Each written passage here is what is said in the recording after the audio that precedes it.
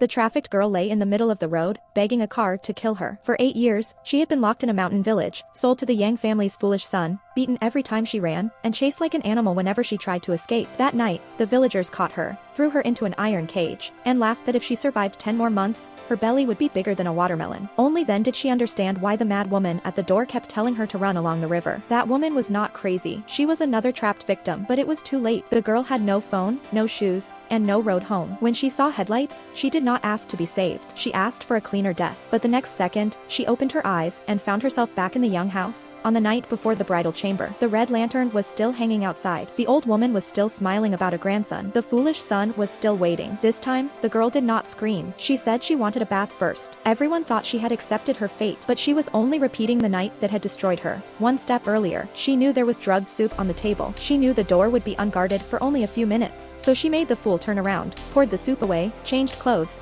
and slipped out before the villagers noticed. Soon, the old woman panicked. The men grabbed torches and dogs. But this time, the girl did not run blindly into the mountain. She rushed toward the road she had missed in her past life. Blood soaked her collar and her feet were torn, but she kept going. If she stopped, she would be dragged back to that cage. Just when she collapsed under the streetlight, a schoolboy in a black uniform stepped out of a car. His name tag showed he was from the best school in the capital. The girl grabbed his hand and begged him to take her to the police. He saw the wounds on her neck and the terror in her eyes, and without asking too much, he lifted her into the car. At the station, she finally said her real name. The police verified her information and found the father who had lost her years ago. When the father rushed in, he fell apart the moment he saw her. He called her his missing daughter and cried that he had been wrong. But the girl did not throw herself into his arms. In her last life, she had waited for family until hope turned into hatred. Now, she only asked one thing: could he catch the traffickers? The father took her home, and the entire house froze. His new wife stared at the blood on the girl's body. The other daughter stood there in clean clothes, while the real daughter looked like she had crawled out of hell. Everyone expected her to cry and beg to be loved. Instead, she said he owed her and her sister a life. From now on, he would spend his life paying it back. The stepmother tried to act gentle and brought her fresh clothes. But when the girl entered the bathroom, she noticed something strange. The door had no lock. The woman said she would buy her new clothes tomorrow, but the girl asked, "Do you know where my mother is?" The woman's face changed. 10 years ago, that missing mother had asked why the family was falling apart. Now, the daughter who should have died in the village had come back alive. And just as the woman was about to answer, the girl realized this rescue was not the end. It was the beginning of the truth her family had buried.